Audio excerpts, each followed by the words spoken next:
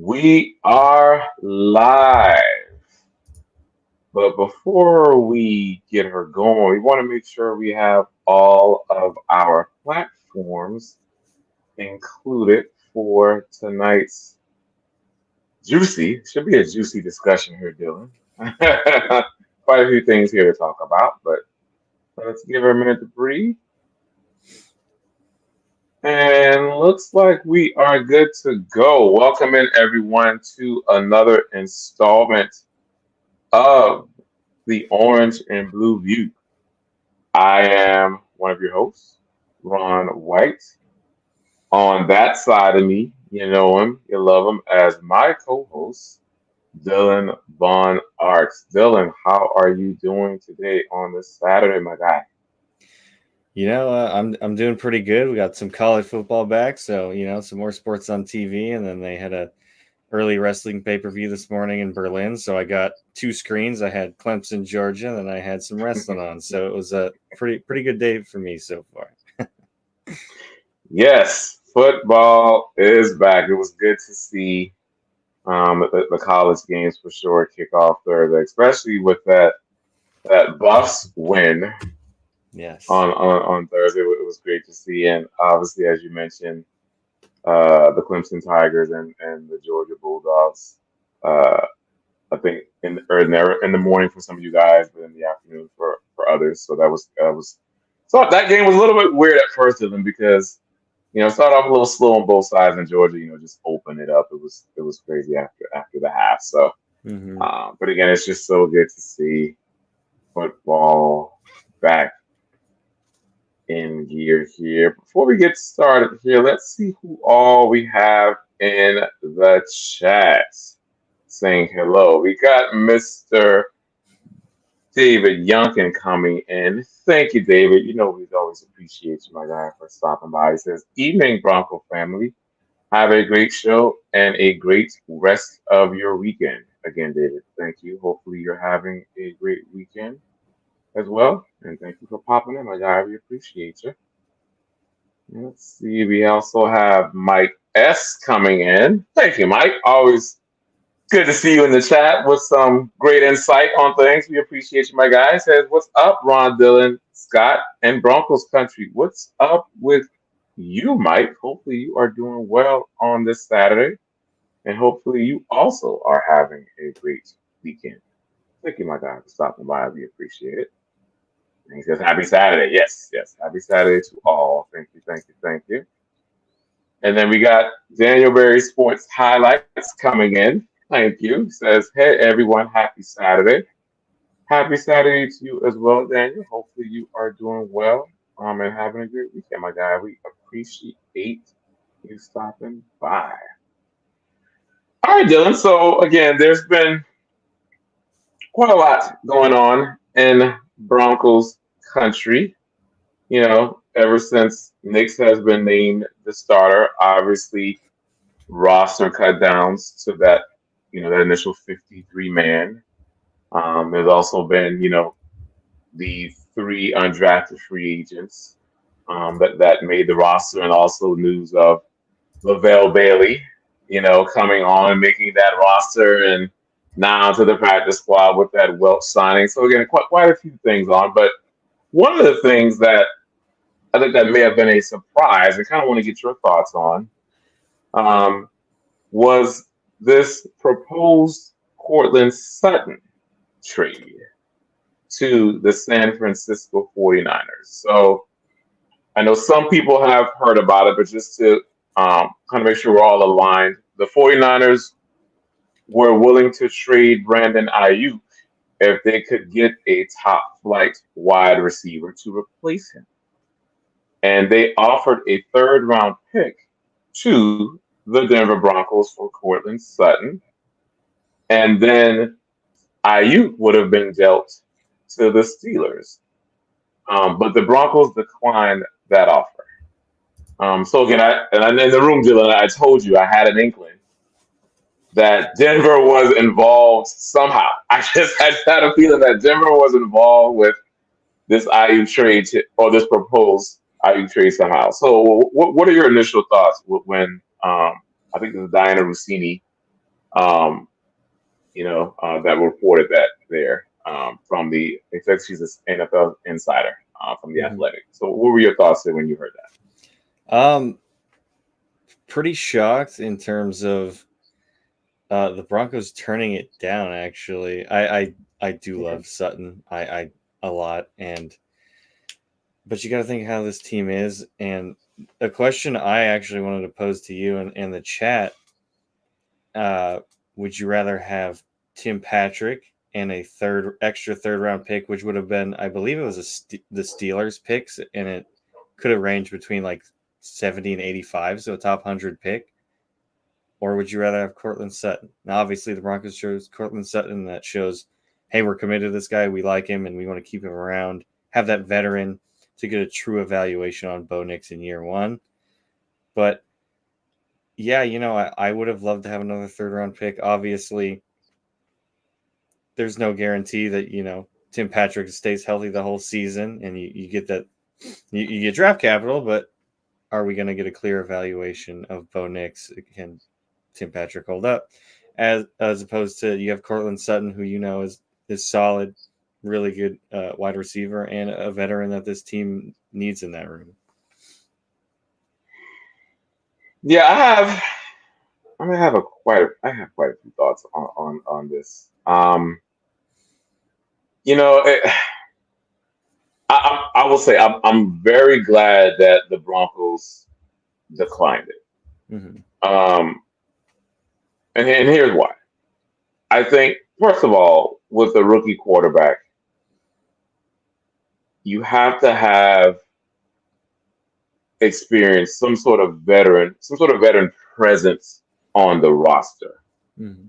And who else can do that but a Courtland Sutton? Now, you can maybe argue at the time Tim Patrick was still there. Um, but I just think, him coming off, you know, that injury and hasn't played ball in 2 years, you kind of have to factor that in. And Sutton's kind of been a mainstay there. So you look at it from, Bo Nix needs all of the support, all of the help he can get, especially from a veteran and a leadership perspective. Mm-hmm. So that was my first thought. The second thing is, I also think that the Broncos didn't want to help out Russell Wilson any further. Because you're sending you to the Steelers, another weapon for us. And again, this is kind of what I'm thinking here, Dylan, of, they're taking on that record $85 million in dead money and having to pay out the $38 million guarantee this year. And it's like, well, you've already done this to us. I'm not going to try to help you anymore by giving you an extra weapon. Mm-hmm. So again, I look at it with those two things in mind and say, hey, I think the Broncos, did the right thing. Now, if this were to have gone down, right? Let's say they were to go ahead and make that trade, they would have had to have kept Tim Patrick. Mm-hmm. Like I just feel as though now Ayuk is obviously a veteran, he's experienced, but I just think that familiarity, Bo Nix still needs that familiarity. And they've been working together quite a lot in the off season, and in training camp. So I just think you had to have kept that familiarity for Nix to kind of get comfortable. If that trade were to go down, but I am just so glad that that didn't happen and that Sutton stayed in Denver.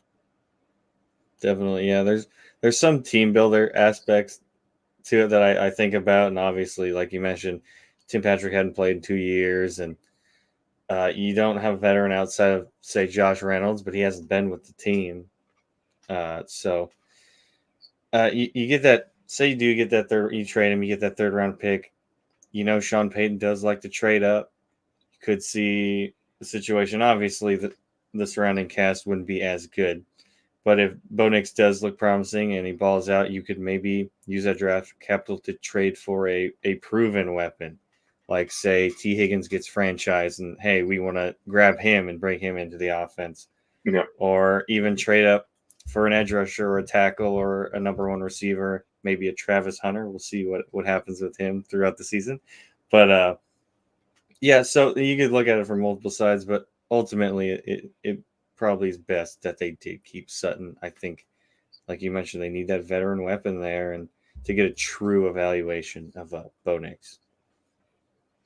Yep, definitely for sure. All right, let's see who else we have coming in the chat. Got Jeremy Watson coming in from Facebook. Thank you, Jeremy. Says go Broncos. Yes. Yes, so the Broncos do play their game, their first game here next Sunday against the 12s. It's going to be interesting. Well, Nixon starts on the road. But it shall be a great game. Looking forward to seeing that. Thank you, Jeremy, for coming in. And we got Roy Osborne coming in from Facebook as well. Thank you, Roy. Says good evening, Ron and Dylan. Can't wait to hear your opinions on the 53. Yes, we will get to that, Roy. We will most certainly get to some of our thoughts here on how the 53 man shook out. And then we got Ernie Mays coming in from Facebook. We got quite a lot of Facebooks here tonight. Thank you, guys. Says, hello, men. Go Broncos country only. Yes, Ernie, thank you for coming in. Broncos country is the only NFL franchise that matters. So we appreciate you coming in. Thank you, sir. All righty, and let's see who else we have. Got KB82 coming in. Thank you. He says, what's up, fellas? Hope all is well. Hope all is well with you too, sir. Did you guys watch the CU game on Thursday? Which would you rather have on the Broncos, Shador or Travis Hunter? That's a good one, KB. I 82. I would say, I would say Travis Hunter. Right now, just because. I mean, you kind of have to see what Bo Nix is first. Now, I think again we've gotten a glimpse of what he is, and there's initial excitement in Broncos country, obviously based on what we've seen in the preseason.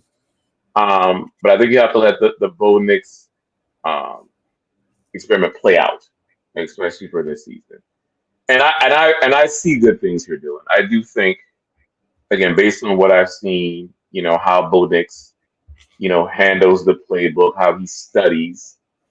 I'm very optimistic that he's going to do well, and I think that only leads to having another playmaker on this team. And what you see KB82 on Thursday, Travis Hunter is just a big playmaker, like on both sides. Yeah. Oh yeah, as a wide receiver. He can get open, find the crease, go. Cornerback, he's very technically sound. Kind of knows some of these wide receiver tendencies. So he's just a great playmaker.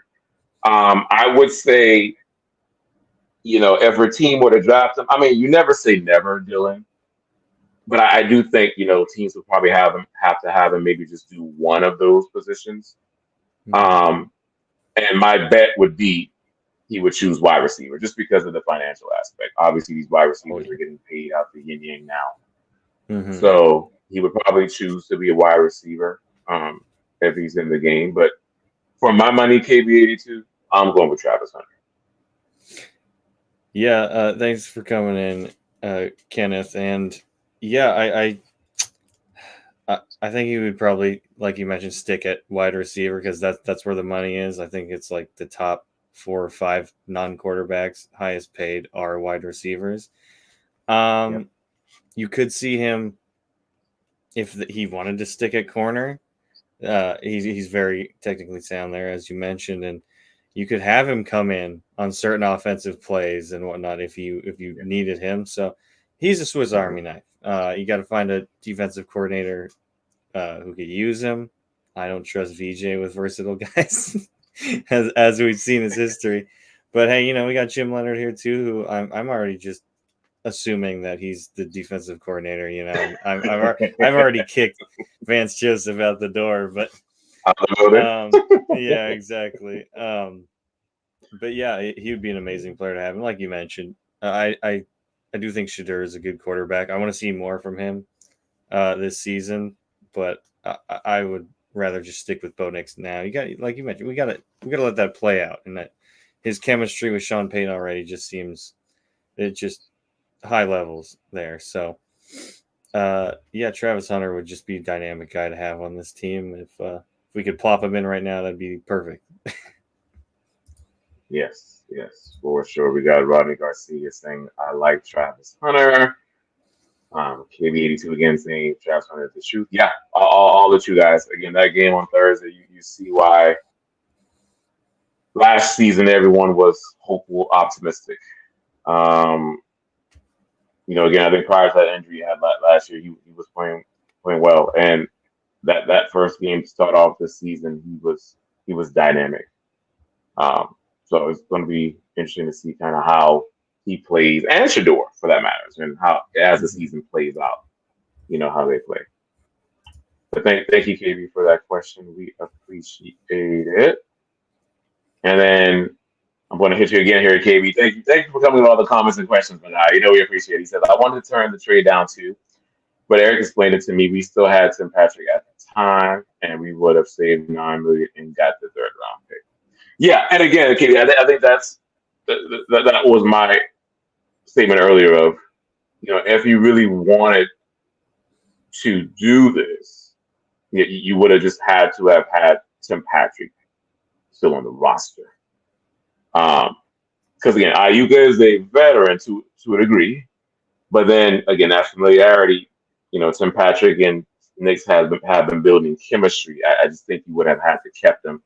And you're right, it would have been that savings of $9 million in the third round pick that would come into play. But again, I really think Peyton was thinking that I just didn't want to give Russell Wilson that extra weapon. I really think that factored into this as well.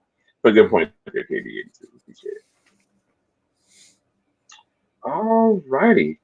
And we see a few more comments there, and we're going to get to you guys here as well. But Dylan, I want to turn to another bit of news that was released, and this was in regards to what the Broncos owner had to say about rookie QB Bo Nix and him getting that starting quarterback role. So recently, Greg Penner did share his impressions on, Nix and kind of what he's done in the offseason, training camp, and preseason. So, quote, he says he's been really impressed with his poise and maturity. There's something about starting so many games in college that obviously develops that.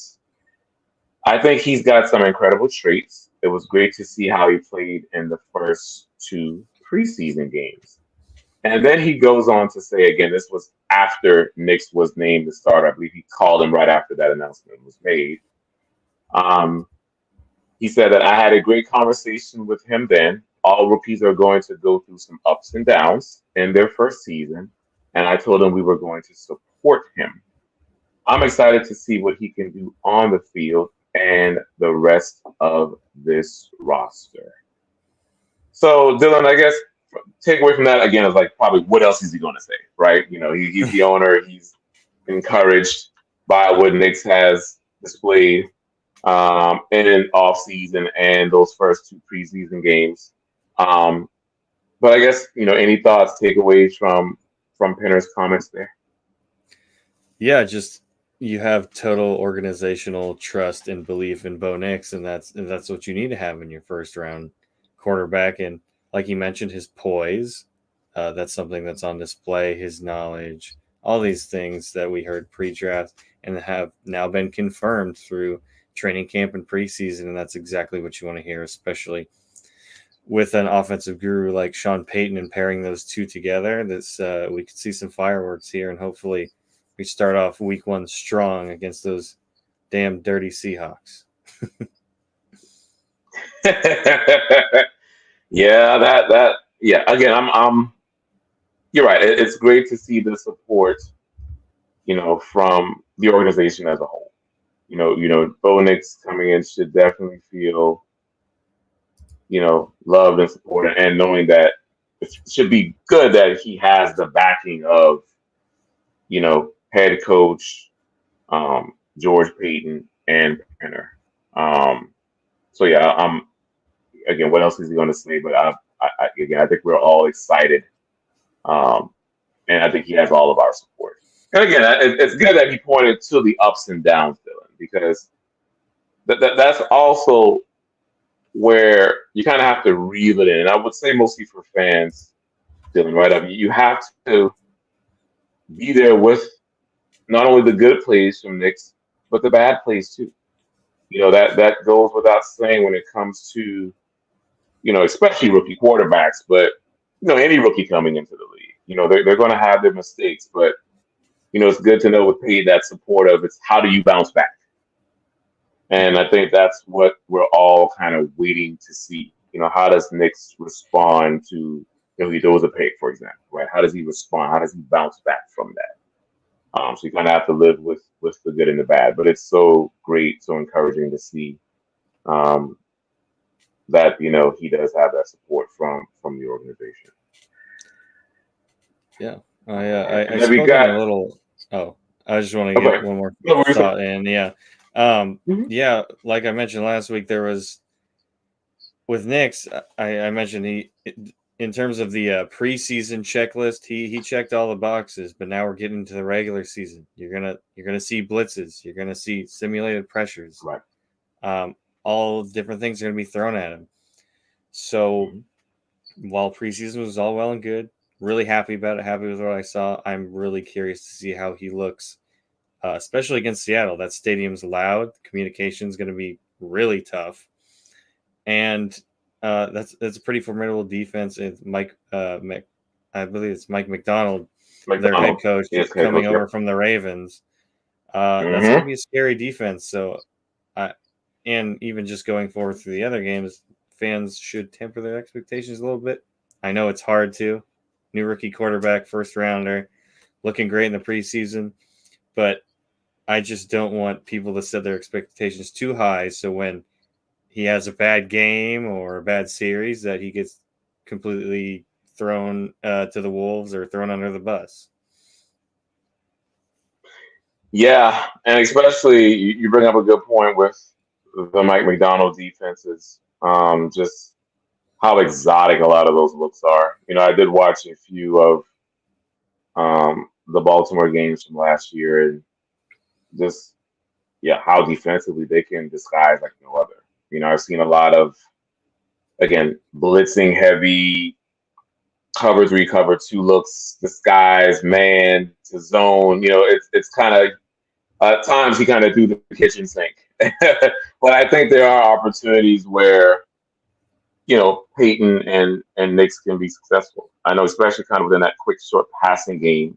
I think some teams have found some success. So, and running the football, and I think if they rely, I'm gonna say rely heavily, but if they definitely include a lot of that within their design schemes, they can definitely make some hay. But yeah, we got Phil McLaughlin coming in from Facebook. Thank you, Phil. We appreciate you coming in, my guy, as always. He says, "Good evening, Ron and Dylan. What are your thoughts on signing Parham to the practice squad? I know he played under Joe Lombardi at the Chargers." Yeah, Phil. So when this signing happened, I tweeted immediately. I was like, I love the signing. I love it. He is a big red zone target. And that's what the Broncos need. The Broncos need length, athleticism, especially at the tight end position. Now, Dulcich does provide that. And I think we all are curious to see what Dulcich can do in this upcoming season, given the athletic ability. But we all know the knock on Dulcich. Can he stay healthy? That's the $1 million question here. But I'm a big Parham fan. I did watch a few of the old Chargers games when he played. And again, when he was open, he did a lot of damage, and he was a great red zone target. So I like the signing. It's good that he did play with Lombardi at the Chargers. I think that also helped. But also, Dylan, I do think this speaks to if Kroll, if Kroll maybe doesn't have it all the way there, then you may see Parham come up and take that spot too. And again, I've been encouraged with what Kroll has done. I know he had that fumble obviously in the preseason game, and some of his plays, Kroll has been okay, but again, if he's not consistent, if things kind of shake out not in a favorable manner, then you can maybe see Parham kind of come in and step up for him. But I do like the signing there, Phil. Yeah, I think it's a great signing in terms of you needed bodies in that tight end room. Most of the guys we have there are pedestrian, and that's mostly speaking to Adam Troutman. I do think Kroll has potential. He was hyped up a little too much, I think, going into training camp into preseason. And while he made a few plays, like you mentioned, he also missed some plays. He had a fumble. He had a drop or two. And, he's coming along. And then Nate Atkins actually really like in that H-back role, kind of where he's playing the fullback. Like he snuck out for that touchdown for Zach Wilson in that last preseason game, and want to see more creative stuff like that with him. But Parham, yeah, dude's 6'8". That's insane. That is a red zone target if I've ever heard of one.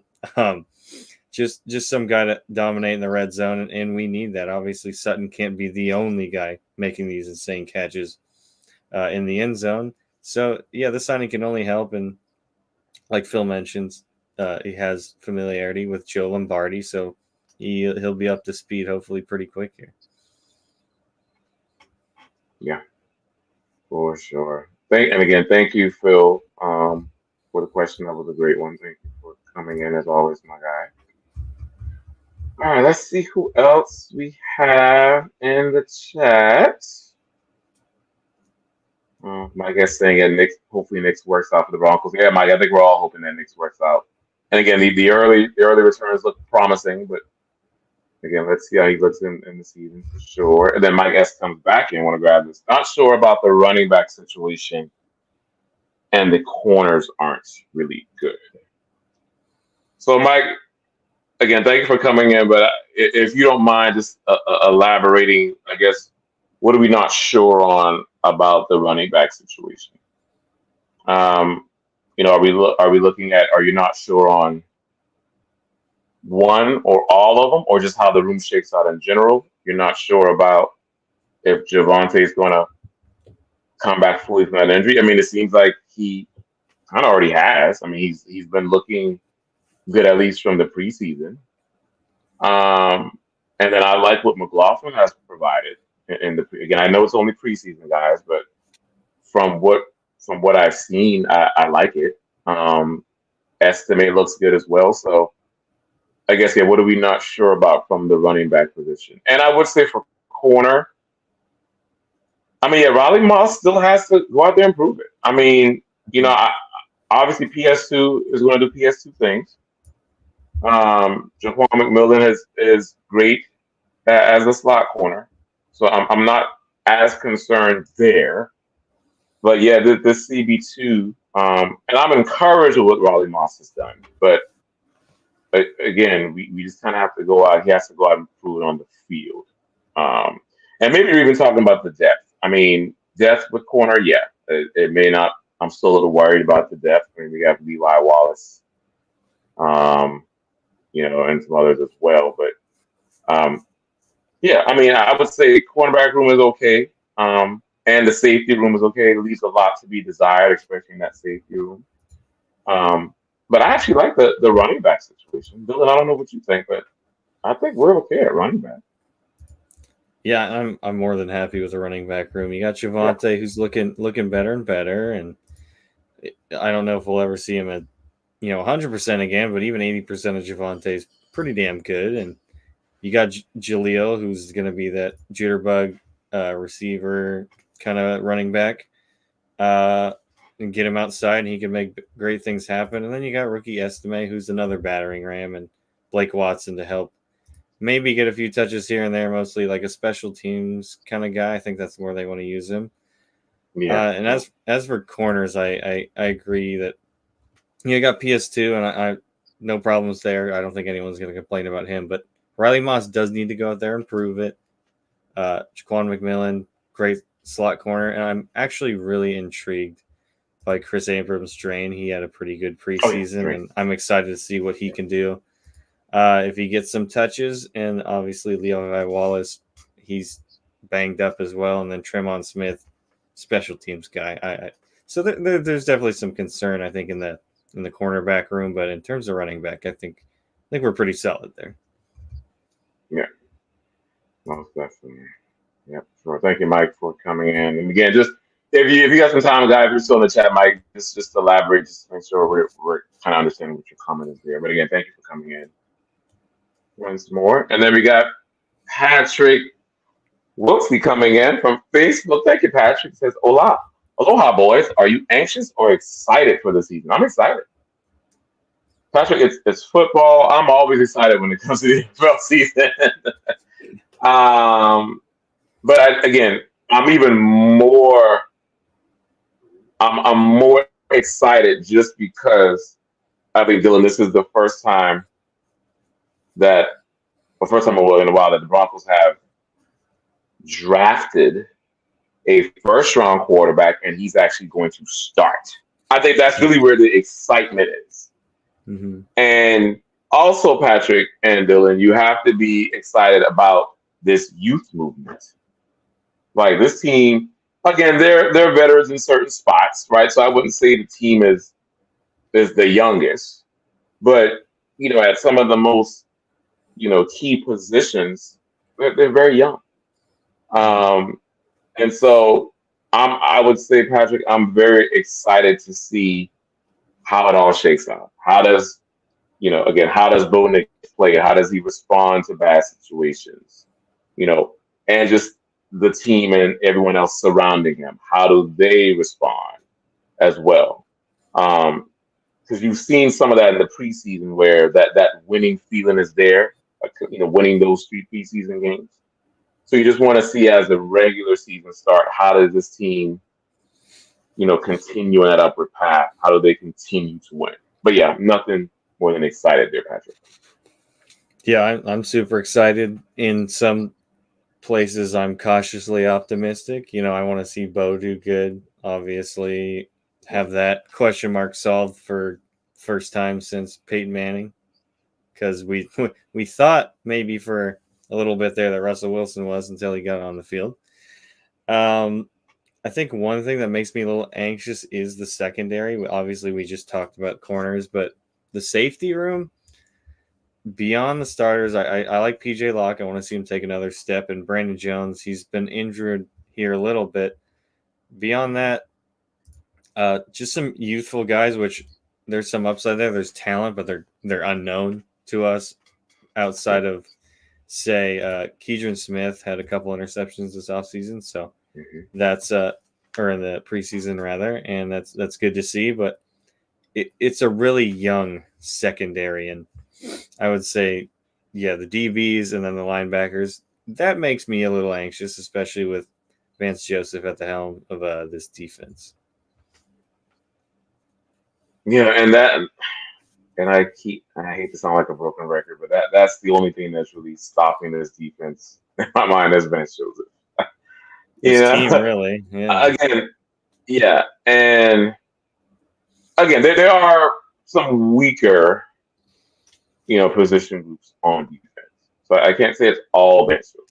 Again, the inside linebacker, the safety room for sure. Again, I'm encouraged by what I've seen, at the safety spot. Obviously, Keidron Smith, that was he made some great plays there in the preseason.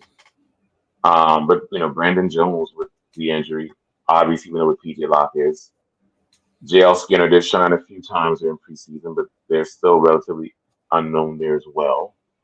So it's you just don't know there at the safety. And inside linebacker, we know what Alex Singleton is, but there was a reason that LaVelle Billy Lavelle Bailey made it, and then now he's back on the practice squad, and they signed Welch. Right, again, there was some uncertainty there at the inside linebacker, obviously, when they picked up someone from Green Bay. So, you can say that position is a little bit somewhat of an unknown of who's going to be opposite of Alex Singleton. Again, Alex Singleton is a known, but opposite of him, it's what's going to happen. So yeah, there's a little bit of unknown, a little bit of hesitancy there, Dylan. As far as some of the key defensive position groups, but I do like what I've seen from the defensive line. I've loved what I've seen on the defensive line in preseason. And hopefully that can be the same here as the regular season kicks off. And again, thank you again, Patrick. Let's see who else we have. There was. Again, guys, no Scott tonight, so it's just us manning the chat here. There was one here from Phil. Oh, I see it from Phil. Phil McLaughlin coming back in. Thank you, Phil. We appreciate it.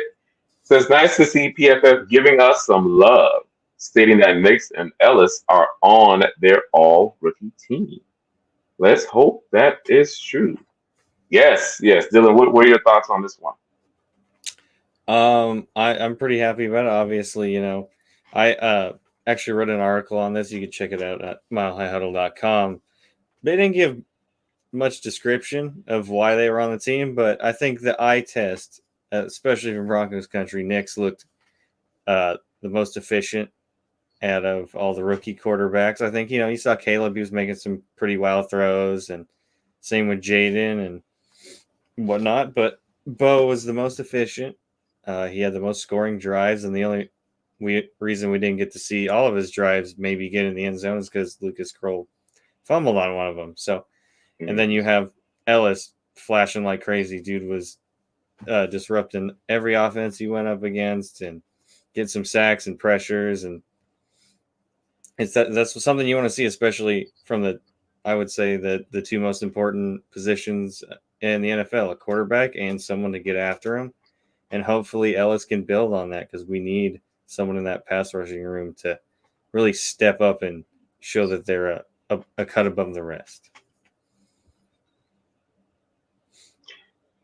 Yeah, I'm with you there. It's great, because I think a lot of people were just curious to see how how Denver was going to perform with a lot of these new pieces, particularly at quarterback.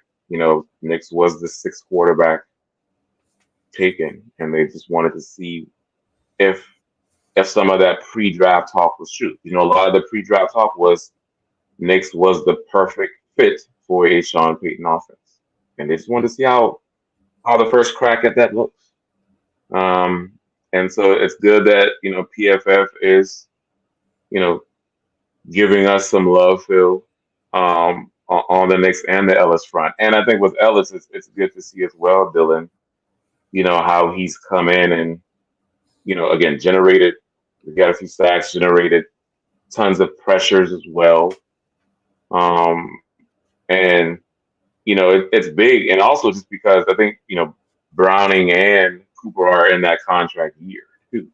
Mm-hmm. So that plays a part in this as well. But it's great to see, that Nix and Ellis are getting love, especially from PFF out of all the platforms. The Broncos don't get much love from PFF, but it's good that at least the Broncos are playing some inspiring preseason football. All righty. And I want to see, I think Mike S. came back in. Again, thank you, Phil, for coming in, my guy. We appreciate it. There he goes, Mike S. Yeah, okay, so he's kind of coming in and clarifying his comments on the running back and the cornerback rooms, as he mentioned earlier. So not sure about Javonte Williams. ACL injuries are hard to come back from. McLaughlin looks good. Unsure about Moss. Might be good. Don't know. Sertan is the corner. Okay, so kind of in line with what we said, Mike. Yeah, and I think that's on Pookie. I think that's kind of what we were saying of, again, he looks good from what we've seen in the preseason, but we'll see how that shakes out as the regular season comes. But yeah, McLaughlin looks nice, looks quick, twitchy, I think as we expected. And I think you're right on Moss. Moss just has to go out there and prove it. Again, the Broncos saw traits. They saw upside that Mathis probably just didn't have. And I know Mathis is injured now, obviously, but they saw traits with Moss that they just couldn't. They had to give him that CB2 position. But again, there's still a lot of unknowns for him.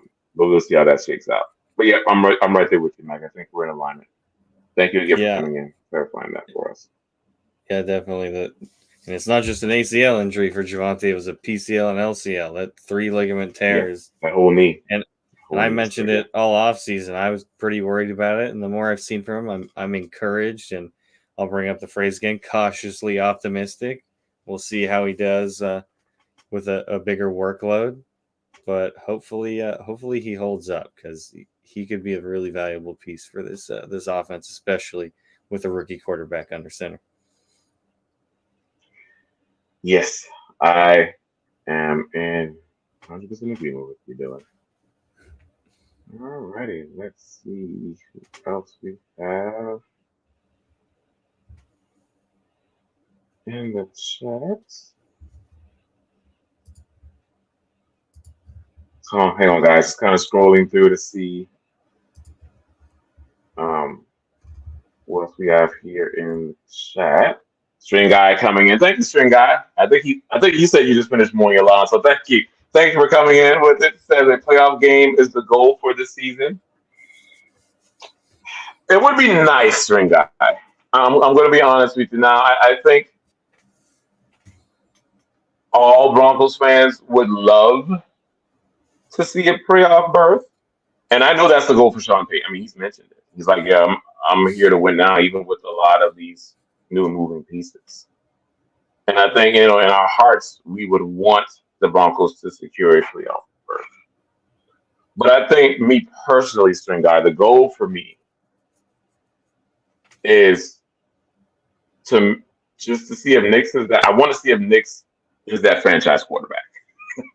I really think that's my Dylan. I don't know about you, but that's my. I really want to see if Nick is the guy, because the Broncos have gone through so much since Super Bowl 50 and the Peyton Manning years when it comes to the quarterback position. And before you could even talk about playoffs, Dylan, you have to make sure you get that position right. So, String Guy, I think the nice to have in our hearts, I think everyone would love, a 5th, 6th, or 7th seed in the AFC. Hell, even the number 1 seed. It would be nice. It would be great. But I just think we have to temper the expectations. And I think, again, that might be a goal for Peyton, rightfully so. But I just think, for me personally, that the goal is just to make sure the Broncos need to confirm that Bo Nix has franchise quarterback traits to take this team to the playoffs. Yeah, I'm in total agreement with you there. It's Bo Nix developing is going to be the big part of this season, and anything extra, a playoff berth, maybe even a playoff win, that's just extra. That's a cherry on top. And if Bo Nix does develop like we hope he will, maybe we do see a playoff game this year. I'm not going to bet on it. It's AFC is pretty damn tough. Not just our division, just in general. The AFC North is scary as hell. But yeah, I just want to see Bo Nix develop. I want to see him grow into this offense. And you and me mentioned it plenty during the offseason, how this is a building year. We're building for 2025, and that doesn't mean we're giving up on 24. If great things happen in 24, that's amazing. And that just means 25 will be all that easier of a transition. But I do think this is a building year, and anything you get out of Bo Nix is a huge plus, and that goes for the rest of the team as well. There's guys like Mims who you want to see step up, Riley Moss, someone at inside linebacker. But yeah, a playoff game would be amazing, and if Bo Nix does live up to the hype and the potential, yeah, we could very well see that. Yes, yes, for sure. And again, Sri guy, that's good that that that you're kind of thinking that way. And again, we all would love for that to happen. Again, Broncos have been in this playoff drought for years, and it would be nice to have. And again, I do. Again, if everything hits Dylan, let's some games shake out where the Broncos come on the right side of it. Get some of these tough opponents. If they get into that, if they do 10 wins, 7 losses, 11-6, that'll be great, and that's going to be that playoff goal as the String Guy is talking about. But I just think again that the first order of business before you start thinking of it is that number 12 overall pick. Is that your guy? You have to make sure that question is answered and confirmed first. Mm-hmm. But again, thank you, String Guy, for coming. We appreciate it. All right, guys. We are at 46 minutes, so we've got a few more minutes here before we start wrapping it up. Let's see who else we have here in the chat. And if you have any last minute questions, please get them in. Let me see. I saw one in here from Phil. Got Phil, yes, coming in. Thank you, Phil, again from Facebook. He says, guys, give me a score for the Seattle game. I'm gonna let you go on this one. Yeah. Man, I almost want to wait till next Good one, week, Phil. but you know what? I'll give you my score now. Yeah, you want to wait till next? I think that's probably a good idea. Yeah, let's wait because what we're gonna do, Phil, is we're gonna have previews, kind of what we did last year when the season started. Is kind of have a format where we do, some of the key plays, some of the statistics, ways to win, stats, and then the final score. So we'll give you our prediction on the eve of the Broncos matchup with the Seahawks. So we'll do it next Saturday. Yeah, but I do think, as far as how the game's going to shake out, it's going to be. I think it's going to be a dogfight, quite honestly. Just because of how. Well, first of all, just the Seattle State. It's just loud. Seattle also has a lot of youth, especially on the defensive side of the ball. They're very aggressive on the defensive side, and you got McDonald coming in and with his scheme implementing that. So it's going to be a dogfight.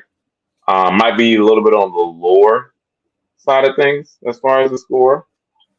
But I think it's going to be a good end nonetheless. But yeah, we'll save that for next week. So we won't forget about you. We promise. It's going to be part of our format. It was a good question. Thank you. Right. Yeah, we're gonna get that final say before the game. Yes, definitely. All right, let's see. And then we already see some final scores in here. Okay. So okay, guys, yes, so next week just put them in the chat as we go, and we'll definitely talk about it for sure. Got String Guy coming back in, says, Ron, it all starts with a win in Seattle. I am predicting a win. Yeah, I mean, I would say this, String Guy, if the Broncos do win in Seattle, I think that'll, I guess,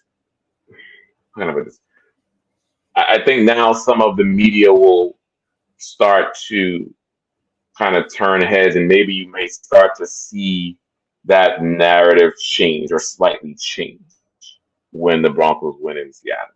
Now, if the Broncos do it again the following week when we do our meet and greet, then you can definitely, I think the media will definitely ramp up, and you'll see that narrative change dramatically. But yeah, I do. But String Guy, there are a lot of different scenarios, right? If Bo Nix goes out, let's just say, he does throw. Again, I'm not saying this is going to happen, but if he does go out and throw 4 or 5 touchdowns against his defense, then what are they going to say? How does he perform? So there are a lot of different variables here, String Guy. But yeah, if the Broncos go out and win in Seattle, expect for the media to maybe have some thoughts, and you can maybe start to see, that narrative change with how the Broncos look moving forward. Yeah, we'll see how many people stick to their pre-draft analysis, especially in the media. Obviously, I wasn't the most fond of Bo Nix. I liked him. I didn't love him, type of deal. But, the media can be sometimes they're like, oh, well, I always knew Bo Nix was going to be like this. Or, or they'll move the goalpost and be like, well, it was just week 1. So we'll have to see how the reaction is after the game. I'm actually pretty excited for that. Yeah. Yes, most definitely. Alrighty, we're at 51 minutes. So I'm going to peruse the chat to see if there are any outstanding comments, questions. I'm not Dylan. We can go ahead and call it a night. Let's see if we see anything here.